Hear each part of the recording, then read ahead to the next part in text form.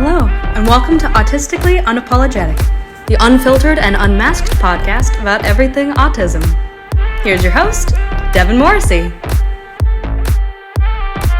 Hi, and welcome to Autistically Unapologetic with me, Devin Morrissey.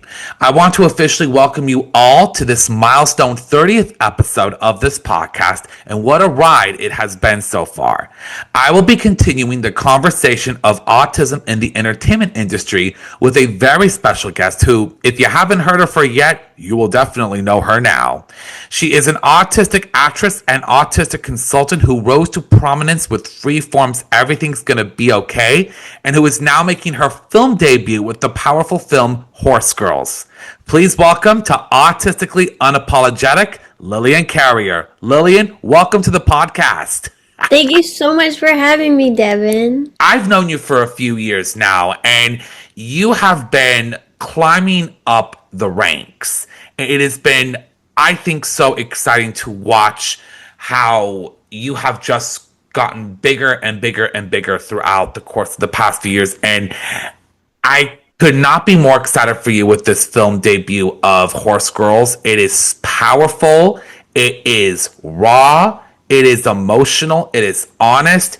And I am so excited to talk with you about everything in your life that has led you up to this point. So if you're ready, Lillian, we'll get started. Are you ready?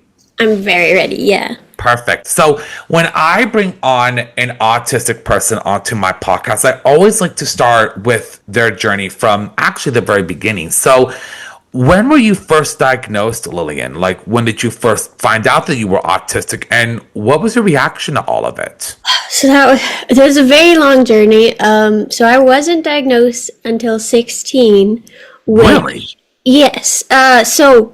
Which late diagnosis on average, but at the time was a pretty early diagnosis for women who didn't portray their autism in the way the stereotypical type was, right? Like, a lot of women fell through those cracks.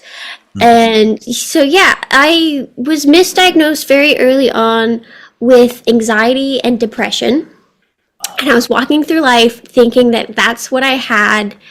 And just like this anxious, depressed person. And like, you know me, like those traits like just aren't there. I have very little anxiety. And when there is anxiety, it's about like real, it's not a disorder. Mm-hmm. And yeah, I'm a very bubbly, happy person.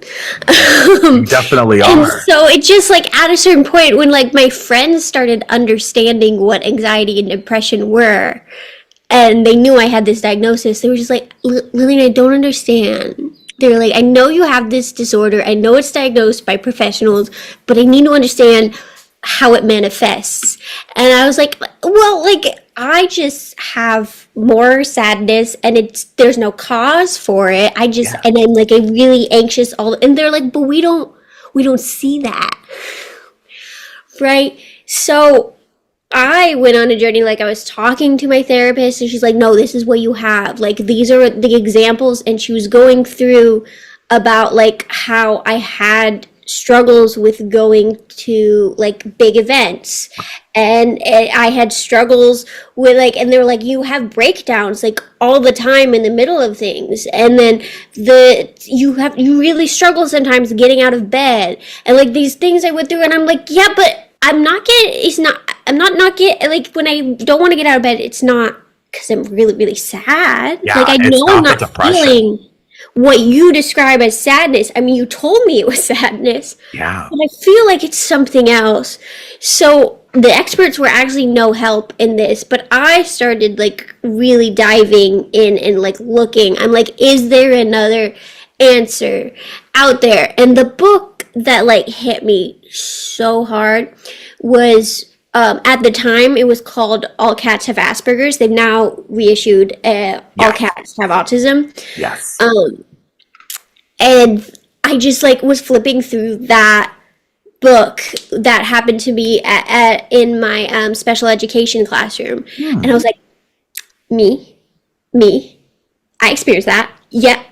And it led me down. I was researching autism intensely, and I'm like, I think I have this. Yes.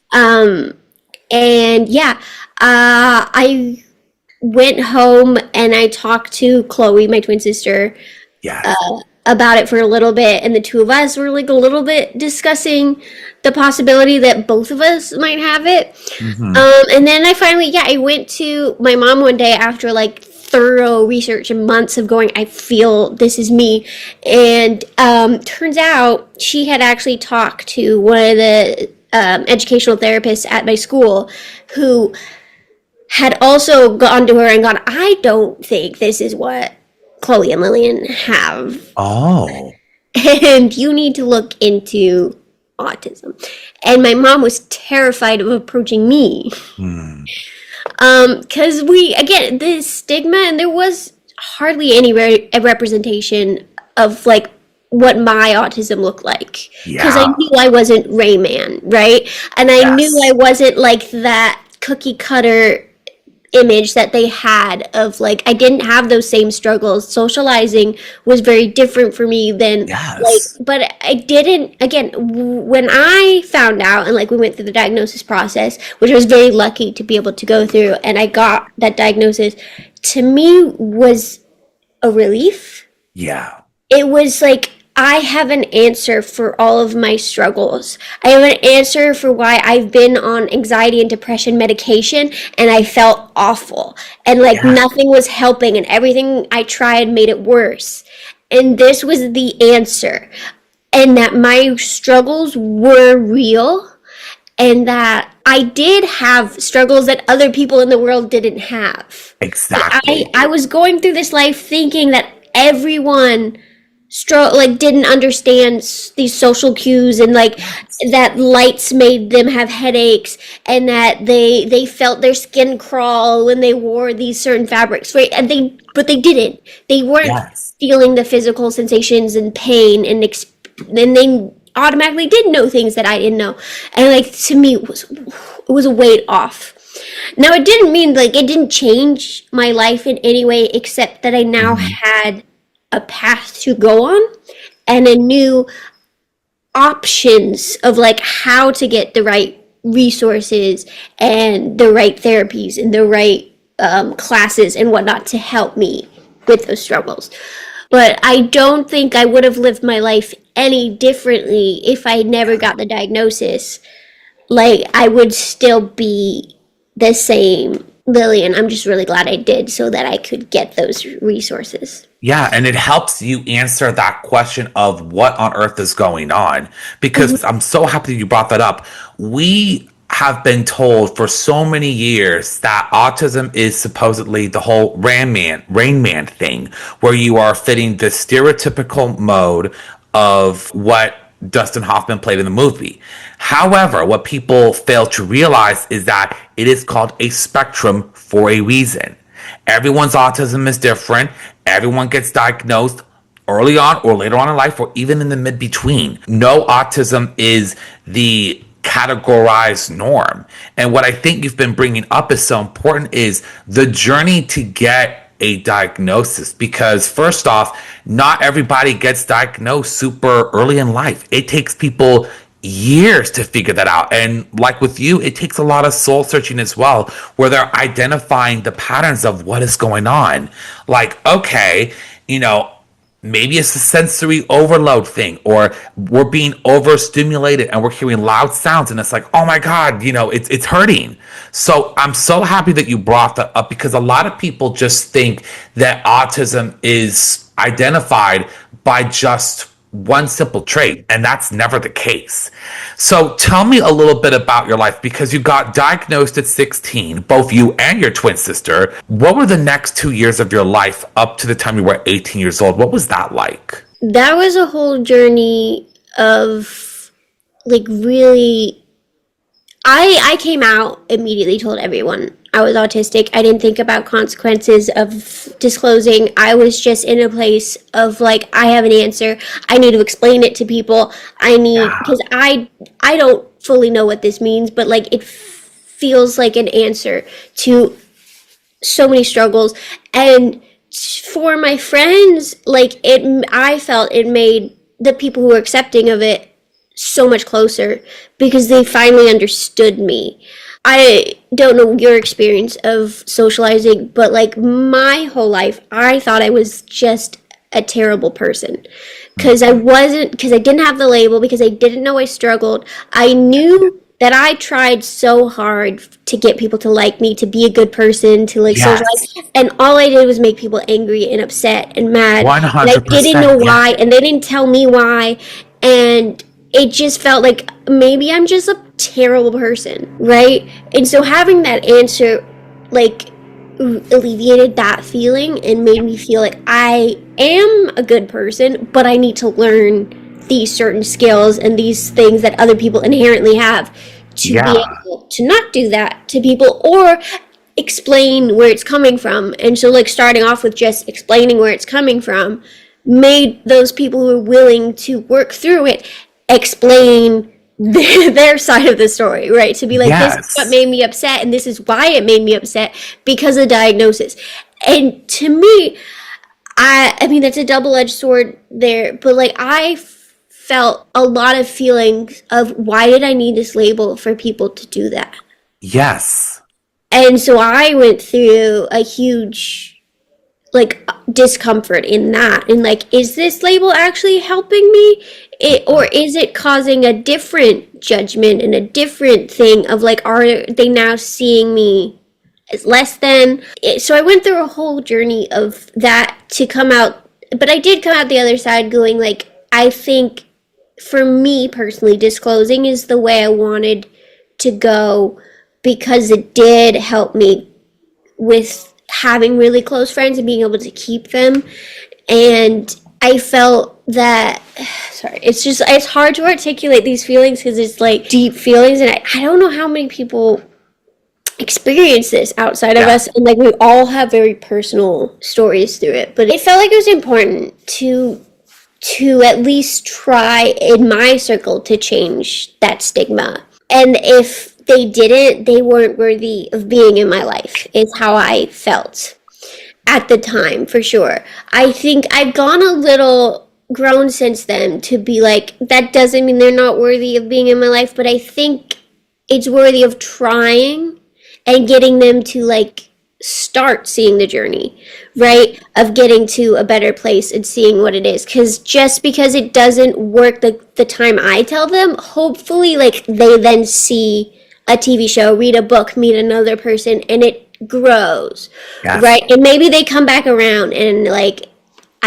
we can be friends then, right? Because the journey of autism and disability is so complicated, and it is beyond complicated. Having harsh judgments of people.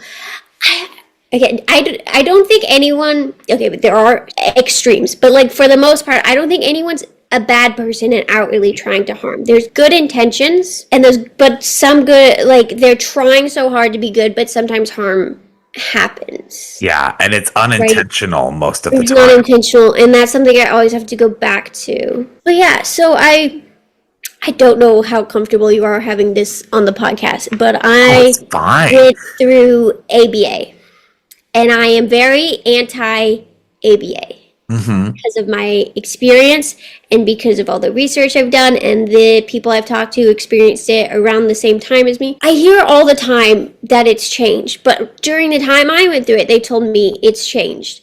I think if we're going to continue whatever the changed version is, it needs a new name. I think ABA, from where it started and how I experienced it, is an awful thing. And I don't know if we don't need to go into detail, but I went through a huge regression of skills, like I lost the ability to speak.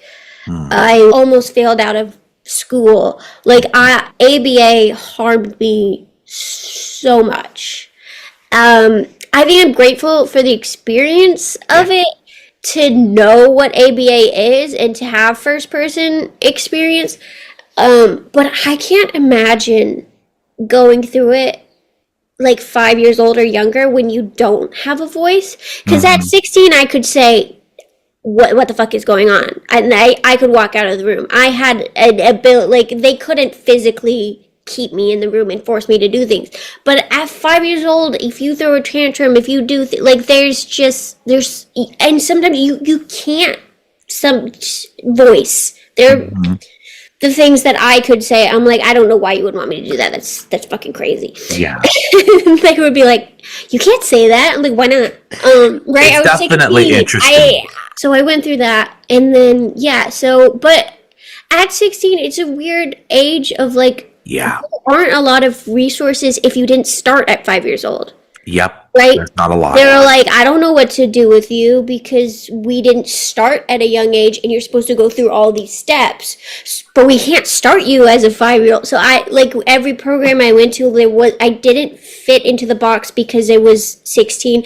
And then the ableism, or superior, I don't know what to call it, so many programs denied me because of the way I appear. Yes. And can socialize like this. They went, you were misdiagnosed. There's no possible way you're autistic. We're not going to support you. What? And they're like, if you are, like, it's so minimal that there's nothing, this program, it won't help you. That blew my mind that every program was denying me for that stuff. I will say this, you are so brave being so open and honest about your diagnosis straight off the bat. I know that from my personal experience, it took me years to fully come into my own. I was diagnosed autistic at 3, found out that I was autistic at the age of 12 from my parents. They try to give me normal life as much as possible, and I'm so appreciative for that. But as a result of that, I really struggled in the public school system, just trying to fit in, figure out where I belong, because everybody's autism is differently. And I felt like I was not autistic enough for the autism community, and I was not neurotypical enough for the neurotypical community. And I think everybody's autism puts them in some place on the spectrum, but it doesn't make anybody less or better than. It just means we're able to at least share our stories and at least open up, because that's the beauty of the autism world right now, is that autistic voices are actually being amplified, and we're opening up more about our experience and actually talking about it, and especially in ABA, it's a very controversial thing right now just because there's so many opinions. I appreciate you actually opening up about your story, because it actually shows that not every person's experience with ABA was not positive. And that is actually okay, because we talk about things about how we can make things better for other people so that they don't have to go through the things that you went through. So I think what you're saying is actually super important and really shows off a powerful message. So moving on to my next question, you are an actress and an autism consultant, and you've actually been working in the entertainment industry pretty hard for the last few years. What got you started in wanting to pursue a career in the entertainment industry? I mean, this is going to sound terrible, but it was never a plan, never a goal, never wanted to do that, actually. Get out of here. Get out of here. Yeah. I mean, I'm very happy about it now. I'm not going to complain. Like, I'm grateful. It was not my dream. I'm living a very happy dream. Like, I'm not going to say it's just a job. No, it's incredible that I get to do this. Like, little Lillian was not dreaming of being an actress. But so this was, again, the not being diagnosed and not having answers to why socializing was so hard for me and why I didn't get things. When I asked questions, and I don't know if you experienced the same thing, that in the moment, when you make someone angry or sad and you ask them why they make that face, they just get insulted. Rather than, and they can't help you. They don't help you. During summer camp, there was a portion of the summer camp that was theater. And I found theater was a great place where I could ask all of those questions of why people do things, why they respond that way, how to make facial expressions and body language, how to read it. And I used that as an outlet to learn that before I got my diagnosis of autism and went, oh, that's what I was doing. Right? Yeah. So yeah, I think it was 4 or 5, my very first class, and like that became like my favorite thing to do it was a tool. I mean, I loved it as well. Like I could make friends there. Like I loved being on stage. I love telling stories. It was so cool. But that was my main resource for being able to have any sort of social skills and interact with people was theater. So yeah, when I thought about like making it as a career, Again, the world was so different. I have multiple other disabilities, and navigating like the public eye and dealing with agents and managers and contracts and like all that other stuff, I was just like, I mostly did stage at the time, and I did not want to go to New York. I went to New York very young, and like sensory overload. I can't handle that city. It is crazy up in New York. I don't know how people, especially autistic people, do it.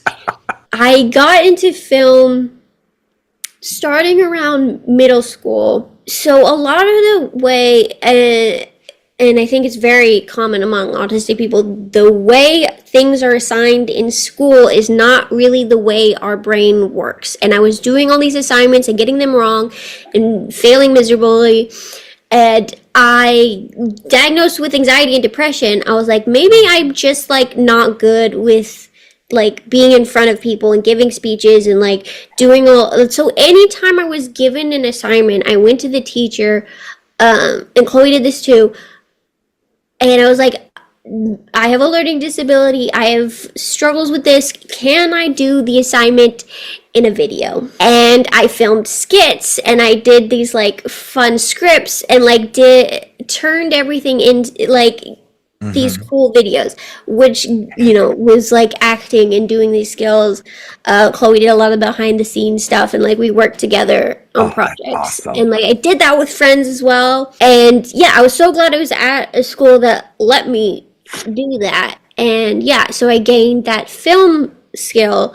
But again, like I had no idea how to navigate that industry, and to get into any of that was not. So I went to school for biology, and I was going to become a scientist. And that was my dream. And that was what I was going for. I started Autism. I didn't know if that was going to go anywhere. That was like my secondary dream, which started off as like, I was just telling my story, and people resonated with it because I couldn't find, and I was diagnosed, so like I couldn't find resources for me. I started like sort of building my own in my own way, and people who were in a similar situation was like, what you're doing is working, please tell me how to do it. And so I started having one-on-one meetings, telling my story and like explaining the resources of like how I was doing what I was doing, and then it sort of turned into Autism. Yes, I remember that. That's how one of the reasons I actually first met you was through Autism. So I was doing that, and I was doing college and Autism, and my job coach at my school came to me, was like, Lillian, I know that you've not mentioned any interest in this, but I know you're autistic, and I know you did theater in your youth. There is this TV show that's looking for an autistic actress. Do you have any interest? And I said no. I went home, and Chloe found the flyer I was handed, and she was like, you're doing this? And I said no. She's like, what's wrong with you? And she showed my mom, and my mom was like, you're doing this. So, I just love how Chloe is putting you on the spot, be like, you are not doing this. Get your butt to the studio right now. Like, what are you talking about? Yeah, Chloe, who was in film school at the time, filmed my audition and sent it in. And yeah, it was like 2 days later, I got a call back, and then a week later, I was reading for network, and that was that. I mean, it's amazing of just how you were able to film your projects for a biology class and major.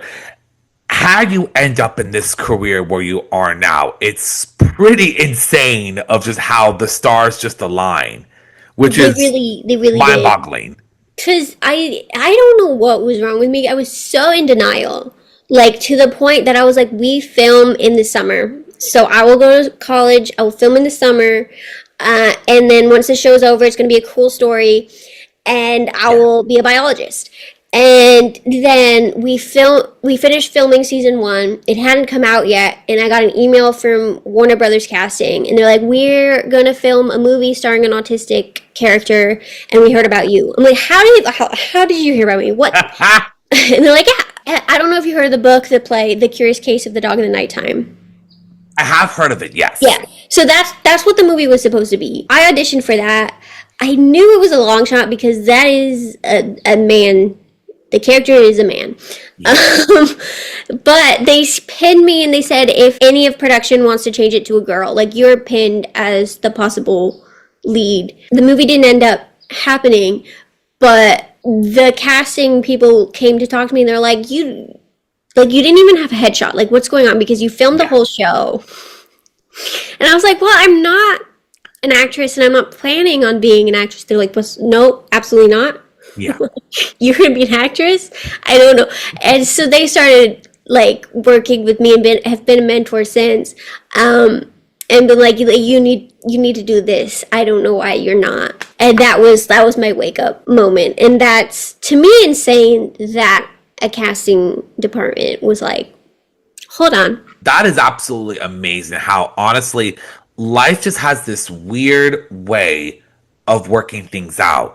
And it's been pretty interesting to hear how it all really came to be, just because acting was not on the cards for you, like you said. But the fact that your sister said, you know what, you are going to that audition. Had you not gone to that audition, I guarantee you things would have been incredibly different.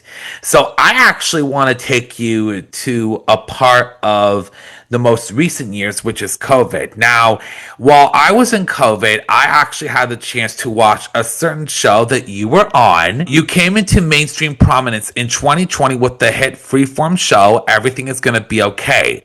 It ran for 2 seasons. I respectfully declined that decision that they made.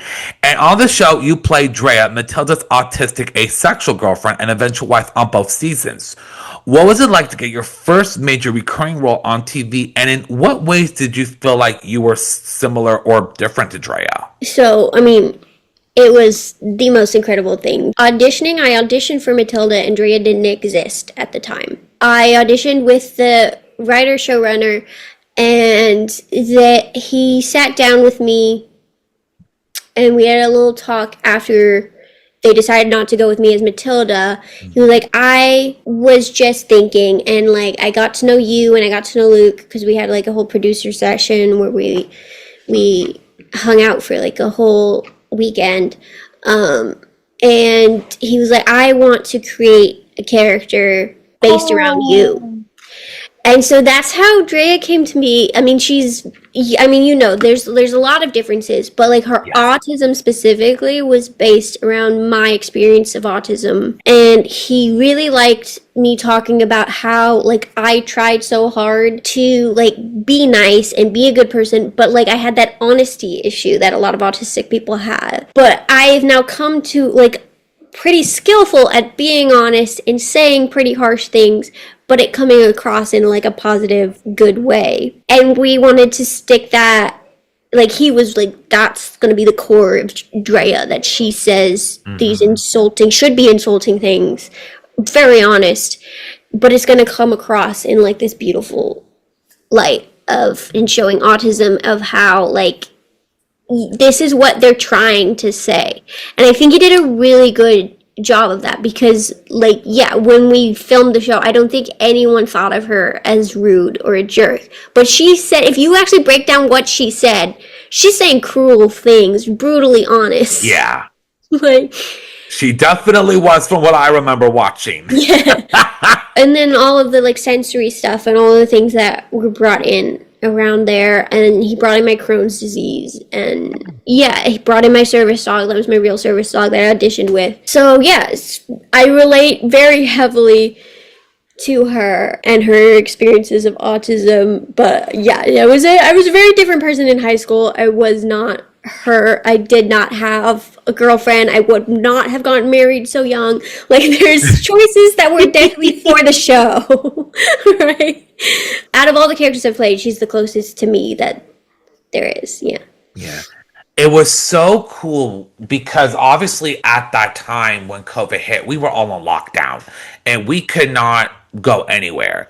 And I vividly remember watching it on TV, primarily just because, one, it's an autistic show and I relate to that. Two, I had heard that there were actually autistic actors on there. And don't get me wrong, I love any any show that revolves around autism. Like, I do.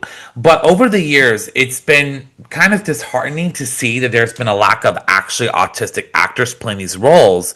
So when I first started watching the first episode, I'm thinking to myself, oh my gosh, this is so nice to be able to relate to some of this stuff, because the cues, the trying to fit in high school, the social norms, all of that, it was just like, oh my gosh, I can relate with this. And it was so exciting to see that it was not just one autistic cast member, but it was several. And that's what I think is so cool. And what I thought Everything Is Gonna Be Okay did a great job with is actually showing that we need different accommodations. And there's absolutely nothing wrong with that. Like, you had your guide dog on the show. That to me is so important, and it's also coming from a very authentic place.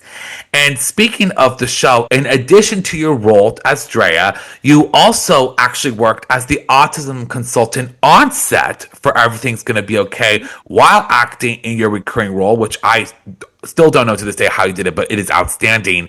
What led you to also become a consultant on the show, and how were you able to balance both roles at the same time? So again, it started off with Drea was being created around me, so I was working close with the writers on getting that autism right and as close to my experience as possible. But while doing that, I was reading the script and seeing the other stuff in there, and as well as when I auditioned for the pilot, because it wasn't my dream to be an actress and I didn't care so much, I straight up said there are boundaries and there are things I'm not willing to do, things I'm not willing to be associated with. And I told them, you write this out or I'm not being part of the show. Yeah. And I stood firm on that when we continued doing the series as I was Drea. And that sort of turned into like me giving notes every time I got a script. As I went through, like, the different departments started, like, finding out about, like, I did have an expertise because I did autism, because I did study so much about autism at the time. I was working very closely with some of the big experts in the field who were doing studies. So I did have this excess knowledge. Specifically, Props was reaching out all the time about, like, what is popular tools that, like, or things that just, like, isn't in the script in any way, but, like, you just would have in Matilda's room, that you would just have in the classroom, that is just, like, daily life stuff that no one thinks about. And my big feeling about using autism consultants, while, yes, like, there are experts, like therapists that, like, know so much about autism, a lived experience is so different. They're seeing the struggles and the worst parts and, like, all that stuff, but they're not seeing, sometimes, like, I don't like the sound of flushing in the bathroom, so I have a thing so I can flush it when I leave, right? Exactly. There's just things that certain people experience, right? They're like, I have a reminder note on the fridge, like, that tells me to make sure that all the appliances are turned off because I forget. Yes. It's those accommodations that you need. Like, yes, a therapist can say they might forget to do that, but what do we each individually do in our own experience? And every single one of us is different, right? So having someone like me who both can share my lived experience as well as, like, I work with so many different autistic people and, like, they share their struggles and their stories and their things, and I give them the tools. It's a great person to go to, but I think the best you could do is to find someone with lived experience and ask them what do they do, what would they have in their house, and use that in those situations. And so, that's what I did, and I was very happy to do that, especially, like, having Drea based on me. After the first season, because I did all that, I asked if that could be a credit I have, and they're like, yeah, of course, because you did all that work. And then going into season 2, like, I had that initial credit, and then I reached out to, like, all the departments, and, like, a bunch of them, like, were constantly emailing me. I could manage both roles, pretty well, but most of that was, like, in pre-production, and, like, there were things I caught the day of. I wasn't there to make sure like people's needs were met or anything. That was a very which I've now have like I on Horsegirls, and I've hired Chloe to be I've labeled it autism sensitivity coordinator. So my feeling with consultant is that something that can be ignored, right? You get an expert in something, but just because they have an expertise, you can be like, but this for the story, I'm just not going to do that. I think with autism sensitivity coordinator, you can say, that's ableist, that's problematic, that's something like, this is something you cannot have, right? It's a very different label and a very different reason that they're there on set. Yes. And I think that there's important to have a distinction, whether or not you give someone both roles. I think that it makes a world of a difference to have a label like that where you're like, no, you're not being sensitive to the autistic people. I can 100% agree with you on that.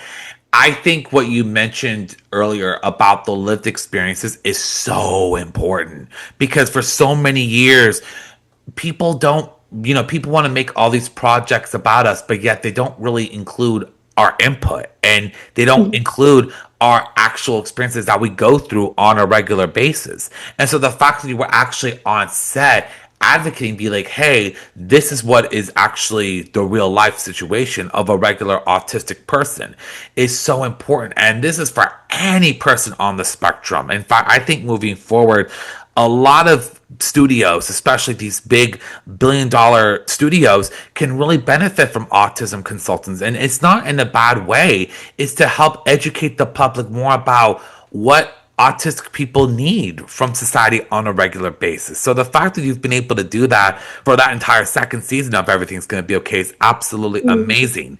Now, I know that the last few months have been very busy for you and also quite exciting, as you are starring in your film debut with the new movie Horsegirls.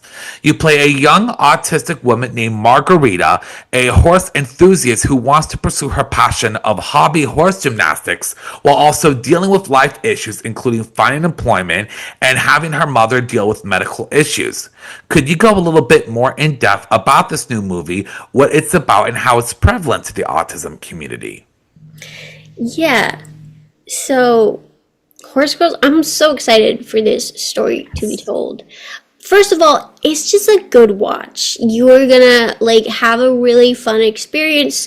It's gonna break your heart. It's gonna make you laugh, and you're gonna leave with a warm feeling at the end. And the prevalence of the autism, for me reading it, there are so few stories of the young adult autistic experience.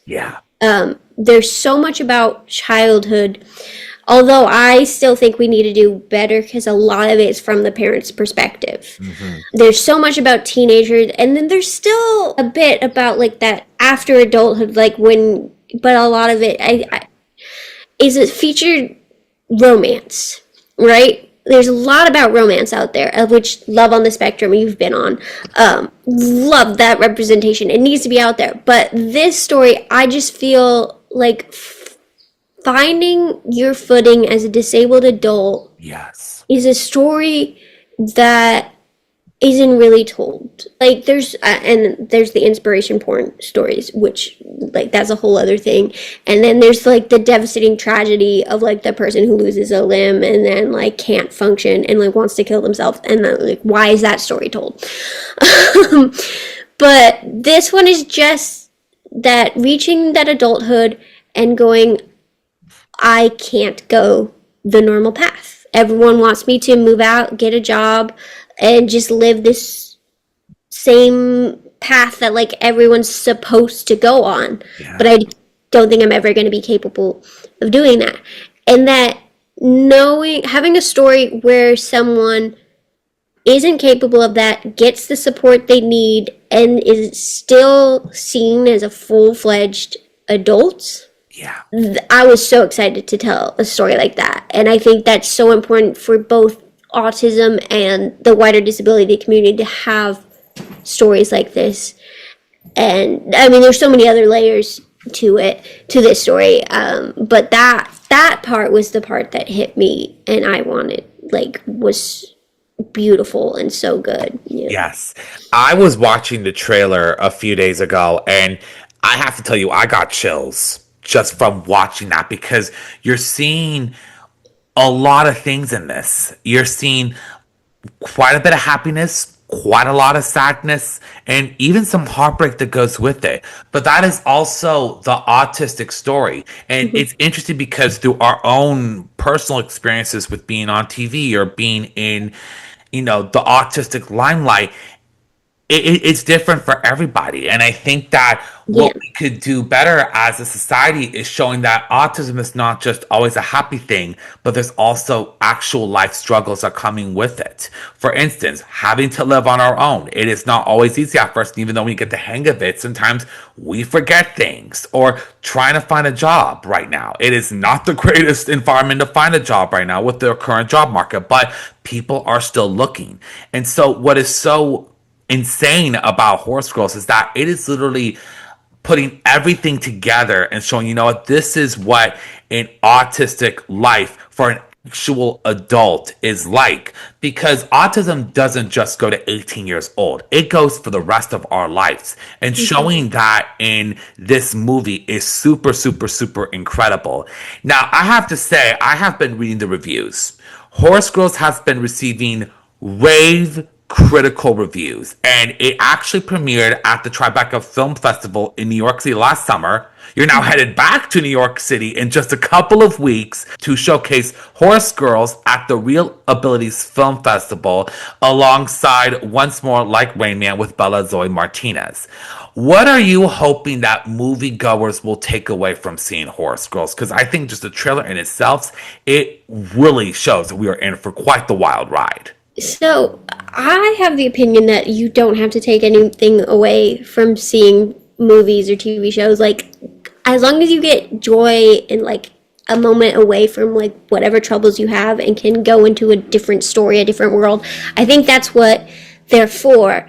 But if you are going to take anything away, I hope it's to see people who are a little different from you in a different light. And I think for those who are not on the spectrum, to just, like, see into our world for a moment, because the story is told from the autistic perspective, which is very rare to happen. Very, very rare. I think most of our stories are told from the outside our perspective and going, look, they're a little weird and different. Where this one, I love the way it's told from her perspective. So I hope, that they come out and they see us a little bit different, a little bit more accepting. Autistic people, I just hope it's like you get to see yourself, you get to feel like you're not alone. Like, this is a story worth telling. We are a story worth telling. I think this is a story that's been told 1,000 times in a million different ways, but it's never been told with this sort of character, right? And I think showing that you can place us in any sort of story and we can hold our own and be worthy of a story being told like that, I think that's also, I mean, there's so many things that you can take away. I hope parents feel some sort of relief and safety in that their children will be okay if one day they're not around to give that support.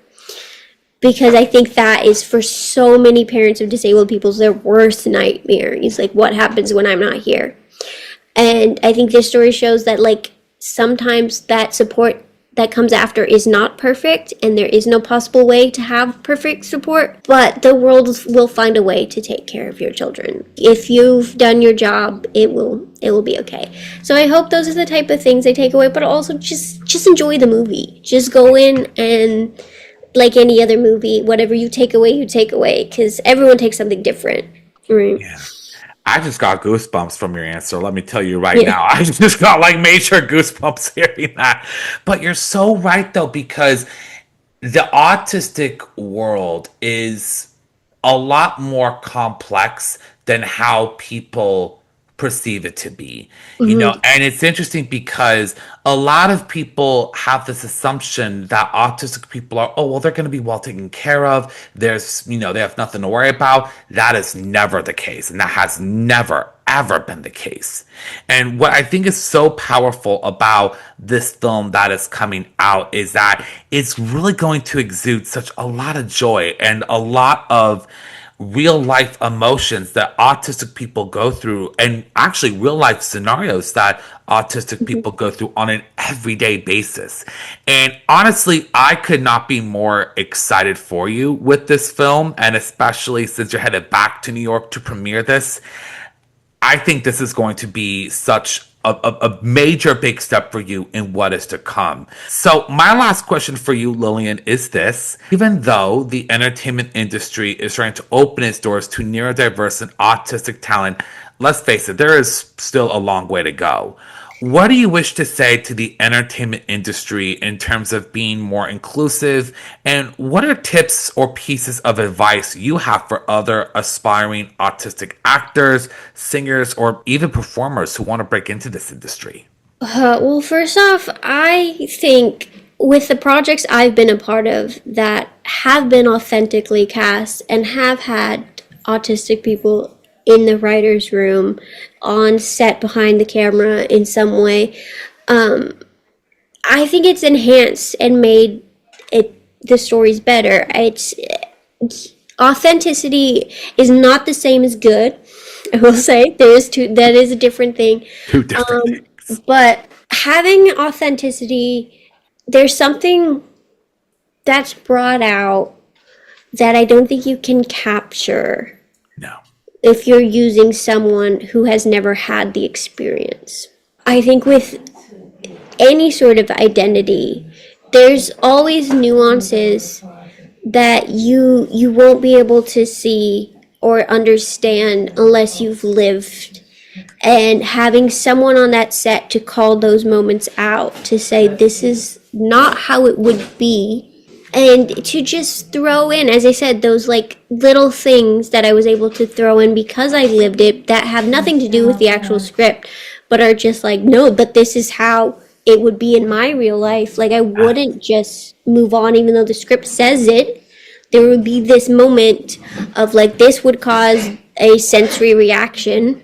And then I'd respond, right? This would cause whatever, like I'd have a delay in processing. Like I'd hear it and I'd need a moment to process before I could like give my reaction. I was like, I think I need a fidget toy. This is giving me too many emotions in this moment. Just give me a fidget toy and I can do the scene. Like I don't know, there's just things that like, yes, you can fake, but like, and you can have something that's still a really good story. There's been actors that have been incredible and done an amazing job of portraying autism that I love those characters. I love the way the actors did it. But there's just those like small nuances that you can't ever say with an autistic actor that like, no, an autistic person wouldn't do that. Yeah, exactly. There is an autistic person who would because someone did. Right. Exactly. And also about the fidget toys, are only like what, $10, $15? They're that cheap. Like, come on. Oh, they're so cheap. And that's also my feeling. Like having someone disabled and getting our needs met, and there's this fear that it's so expensive. And it's not. Accommodations are just so much easier than you think they're gonna be. Yes. And many of us will bring a lot of our own accommodations to the set because we have to in our real life, right? But those of us that may not and request, if you're doing an intimacy scene, you have to bring on an intimacy coordinator. If you're hiring an animal, you have to bring on someone from Humane Society. Like there's things that are in place for all these other, like why does an animal get this sort of support and an advocate on set and disabled people don't? Like there's levels to it, and I'm not saying that necessarily you have to, but I think it brings something to like your set, and that you could say we brought on someone to make sure that our actors and our autistic and our disabled people on set were comfortable, right? And I think that's an important thing to do in life. And I hope, like, it's not just the entertainment industry. I hope that, like, by doing these sort of projects, you can see, I did this. So if you work at a grocery store, please hire us. If you work at a bank, please hire us. If you work at I don't know, wherever, but like as a library, hire us. We should be able to have jobs, and our unemployment rate is insane, and we're qualified for every job. 85% of us autistic folks are unemployed. And I'm so happy that you brought that up, because this is creating meaningful opportunities. And yes, even though there are some small steps, we could be even bigger further along those steps. So I'm so happy that you brought that up. Yeah. And going back to, if you want to tell our stories and you want to make money off of us, why not include us? Listen to our input. You want to tell a story about an autistic person, but you don't want an autistic person involved. What does that say? Says a lot. I feel like that becomes some sort of ableism there to say, I want to tell your story for you. Yeah. Right? It does. We should, if you're telling someone's story, they should be part of that story. I can't say it enough. You are a star that is literally on the rise right now. It is so exciting to see how much you're contributing to this industry and to this profession, because a lot of people have wanted to get into it for so long, but they don't necessarily have the door open for them. And what you've been able to do is kick that door down so that others behind you can walk through. And what you're doing with Horsegirls and what you're doing with your continuous autism advocacy is so special. And I'm so excited to see how Horsegirls continues to go and what the success that it has. My thanks to Lillian Carrier on this very impactful and very important conversation about autism in the entertainment industry.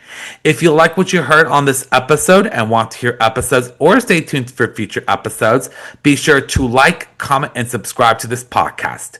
You can find us on Apple Podcasts, Spotify, and on YouTube. Thank you so much for listening to this episode. I'm Devin Morrissey, and I'll see you next time right here on Autistically Unapologetic.